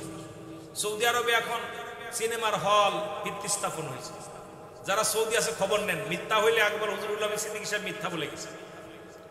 সৌদি আরবে আপনার, আমরা সৌদির থেকে খেয়াল করি, সৌদির বাদশাহ যিনি, ইনি সবচেয়ে বড় ভয়ঙ্কর একজন দাজ্জাল। এই দাজ্জাল ইসলামের দোহাই দিয়ে যত সন্ত্রাসী কার্যকলাপ, যত লামাযাবি, যত দুনিয়ার ফেকরাবাদ গুলোকে আশ্রয় দিয়া ইসলামের ক্ষতি করার জন্য পায়তারা শুরু করছে, বলেন ঠিক কিনা। এর অন্য দেশের দালাল, ভালো করে বুঝে নিবেন। আমার নবীজি বলে গেছেন, যা সবগুলো আমরা পাইতেছি। মক্কা শরীফে এখন পতিতালায়, মুসলিম পতিতালায় খোলা হয়েছে কাবা শরীফে। কোথায় বোঝেননি? মক্কা মদিনায়। কোথায় আছেন? বাংলাদেশের পতিতালায় ভাঙ্গা হয়েছে, ওরা গড়তেছে। সুতরাং নারীরা এখন গাড়ি চালায়, প্রায় দেখবেন মেয়েরা এখন ড্রাইভিং করে। নবীজি বলছেন, যখন এইগুলো শুরু হয়ে যাবে তখন ইমাম মেহেদী আলাইহিস সালামের আগমন ঘটবে। আর ইমাম মেহেদী আলাইহিস সালামের হাতে বায়াত গ্রহণ করবেন হযরত ঈসা আলাইহিস সালাম। ঈসা আলাইহিস সালাম যেহেতু দাবি করেছিল, হে রব্বুল আলামিন, আমি তো নবী হয়ে আসলাম দুনিয়ার মধ্যে, আখির নবীর এত মর্যাদা, আমার জীবনে তুমি শেষ জীবনে আমাকে তুমি নিয়ে যাও, তুলে নিয়ে যাও, আমাকে ওই নবীর পায়, ওই নবীর উম্মত হিসেবে আমারে পাঠাও। রব্বুল আলামিন কবুল করেছিলেন, ঈসা আলাইহিস সালাম আসবে। আর রাসূল যারা মক্কা মদিনা হজ করতে গেছেন, নবীজির পায়ের গড়ে, কদমের গড়ে, নবী, আমার নবী রাহমাতুল লিল আলামিন, যেহেতু আমার নবীজির অনেক রওজা পাক মুবারক বলি আমরা, কারণ নবীজির আপনার প্রতি লাঠি মুবারক, নবীজির দাড়ি মুবারক, নবীজির পাগড়ি মুবারক, নবীজির সমস্ত, আল্লাহর নবীজির নয়, শুধু আল্লাহর ওলিদের, আল্লাহর নবীদের যা কিছু ব্যবহার করে এটা পুত পবিত্র হয়ে যায়, জোরে বলেন না সুবহানাল্লাহ। এখন আমার নবীজির রওজার পাশে ডান পাশে একটা পায়ের জায়গা, একটা জায়গা আছে কবরের জায়গা। ঈসা আলাইহিস সালামের মৃত্যু হবে, ওখানে ওনার কবর হবে। ঈসা আলাইহিস সালামের কবর, রাসূলুল্লাহ বলছে, আমার পায়ের গোড়ে, কদমের গোড়ে জায়গা রেখে গেছে ঈসা আলাইহিস সালামের, যে আমার পায়ের গোড়ে, কদমের গোড়ে একটা জায়গা থাকবে। ওই জায়গার মধ্যে দেখবেন রাসূলের রওজা যারা গেছেন, রওজার পাশে একটা জায়গা আছে, এই জায়গার মধ্যে হযরত ঈসা আলাইহিস সালামের কবর হবে। সুবহানাল্লাহ বলেন। আমার বাবারা, ইমাম মেহেদী আলাইহিস সালাম যখন আসবে তখন মানুষ, আলেম ওলামা, একমাত্র হক্কানি আলেম, হক্কানি ওলামা ইকরাম টের পাবে। তখন ইমাম মেহেদী আলাইহিস সালামকে দেখে চিনে ফেলবে। সবাই বলবে, আপনি ইমাম মেহেদী? বলবে না, আমি ইমাম মেহেদী না, আমার নাম মুহাম্মদ। সুবহানাল্লাহ বলেন। আর একটু জোরে বলেন। তখন উপর থেকে একটা আওয়াজ আসবে, হাযা খলিফাতুন ফিল আরদ, হাযা খলিফাতুন ফিল আরদ। এই আওয়াজটা আসবে, তখন সবাই বলবে, হুজুর আওয়াজটা কে দিল? এই আওয়াজটা কে দিল? তখন ঈসা আলাইহিস সালাম মাথা নত করে বলবেন, হা, ইডা ইমাম মেহেদী আলাইহিস সালামের, হা, আপনারা যা শুনেছেন ঠিকই শুনেছেন, আমি হলাম এই জামানার ইমাম মেহেদী আলাইহিস সালাম। জোরে বলেন না সুবহানাল্লাহ। তখন ইমাম মেহেদীর বয়স হবে 40 বছর। কত বছর? জোরে বলেন কত বছর? 40 বছর প্রকাশ পেয়ে যাবে। ইমাম মেহেদী প্রকাশের পরেই খানে দাজ্জাল আসবে। খানে দাজ্জাল পৃথিবীতে থাকবে মাত্র 40 দিন। কয়দিন? জোরে বলেন কয়দিন? এই 40 দিনে অল পৃথিবী খায়ের করবে, অল পৃথিবী। আমার বাবারা আমার, এর মধ্যে হযরত ঈসা আলাইহিস সালাম আসবে। ঈসা আলাইহিস সালাম আসবে, আসার পর আসরের নামাজের ইমামতি করবে হযরত ইমাম মেহেদী আলাইহিস সালাম, আর ইমাম হবে ইমাম মেহেদী আলাইহিস সালাম, মুসল্লি হবে হযরত ঈসা আলাইহিস সালাম। সুবহানাল্লাহ বলেন। আর একটু জোরে। এই নবীর উম্মতের কত দাম জানেন? ইমাম মেহেদী আলাইহিস সালাম ইমাম হবে, ইমাম হওয়ার পর নামাজ শেষ করার পর খানে দাজ্জালকে দাবড়াইবে। খানে দাজ্জালকে সারা পৃথিবী খায়ের করে দাবড়ায় কাবা শরীফের সামনে যাবে। কাবা শরীফের ডান কেটে যাওয়ার পর খানে দাজ্জাল ওখানে ধরা পড়ে যাবে। তখন খানে দাজ্জালকে এক কোপে শিরচ্ছেদ করবে হযরত ঈসা আলাইহিস সালাম। ঈসা আলাইহিস সালাম যখন শিরচ্ছেদ করবে, শিরচ্ছেদ করার পর আমার মুসলমান বাবারা, রব্বুল আলামিন আজরাইলকে বলবে, আজরাইল যাও, আমার ঈসা আলাইহিস সালামের দায়িত্ব শেষ হয়ে গেছে। তাকে পাঠিয়েছিলাম ইমাম মেহেদী আলাইহিস সালামের সহযোগিতা করার জন্য এবং খানে দাজ্জালকে হত্যা করার জন্য। হত্যা হয়েছে, এবার তাকে নিয়ে আসো। তখন ঈসা আলাইহিস সালামের মৃত্যু হবে। ঈসা আলাইহিস সালামের ইন্তেকালের পরে ইমাম মেহেদী একাকার হয়ে যাবে। তখন পৃথিবীর মধ্যে একটা ধোঁয়া আসবে। এই ধোঁয়াটা মানুষের নাকে লাগবে। নাকে লাগার পর ইমানদারের নাক দিয়া শুধু পানি বাইর হবে, ঠান্ডা পানি বাইর হবে, আর বেঈমানদের আটটা সিলকা দিয়ে শুধু ধোঁয়া বাইর হবে। বেঈমানদের এই যে আপনার করোনা ভাইরাস কত রোগ দেখতেছেন, এগুলো সব আপনারা হাদিস পড়লে, কিতাব পড়লে সব পেয়ে যাবেন বাবারা। ইমাম মেহেদী আলাইহিস সালাম এরপরে আপনার একটাই আসবে। অনেকগুলো ইমাম মেহেদী আসার পর তখন এই একটা প্রাণী আছে, যেটা যে প্রাণীটাকে আটকে রাখছে হযরত আপনার বাবার আমার গভীর মনোযোগ, লোহা তামা দস্তা দিয়া যিনি আটকায় রাখছে যাদেরকে, এই প্রাণীটা এমন ভয়ঙ্কর প্রাণী আপনার, যে প্রাণীটা পৃথিবীর মধ্যে আসার পর সমস্ত পানিগুলো খেয়ে ফেলবে, মানুষের খাবার খেয়ে ফেলবে, সব কিছু খেয়ে ফেলবে। এগুলোকে মারার জন্য মানুষ দৌড়ায় যাবে হযরত ইমাম মেহেদী আলাইহিস সালামের কাছে।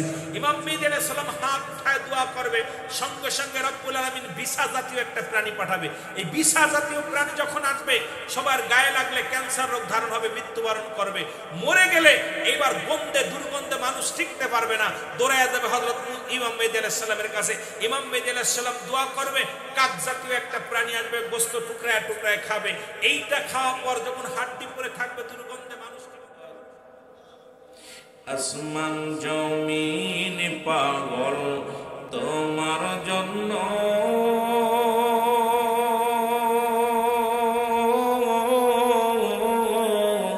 কুল কায়নাত হইল তোমায় পেয়ে ধন্য।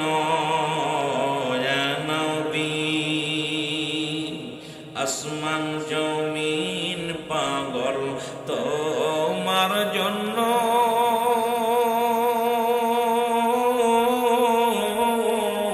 কুল কায়নাত হলো ধন্য তোমার জন্য।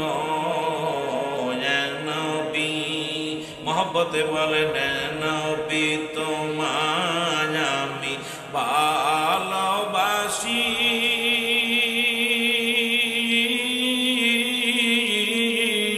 তোমার প্রেমেতে হাবিবি পাগল আমি। বলেন তোমার প্রেমেতে পাগল হইলাম আমি।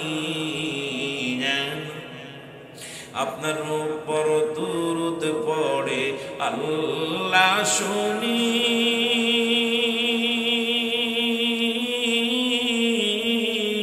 আপনার উপর দুরূদ পড়ে ফেরেশতা জানি। এ নবী তোমায় আমি ভালো,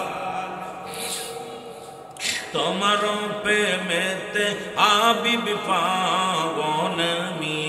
বলেন তোমার প্রেমেতে অগ পাগল আমি। নবী আরো জোরে বলেন, নবী তোমার আমি জোরে জোরে রবিউল আউয়াল মাস জোরে, তোমার প্রেমেতে অগ পাগল আমি। বলেন তোমার প্রেমেতে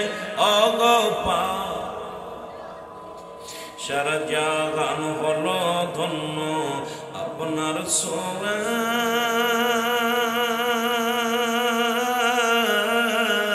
তাই তো ফেরেশতা গুণগান গায় নবী। তামাম জাহান ধন্য হলো আপনার ছোঁয়ায়। সব নবী তাই তো নবী আপনার গুণগান গায় নবী। এ নবী তোমায় আমি ভালো, তোমার প্রেমেতে আমি বলেন তোমার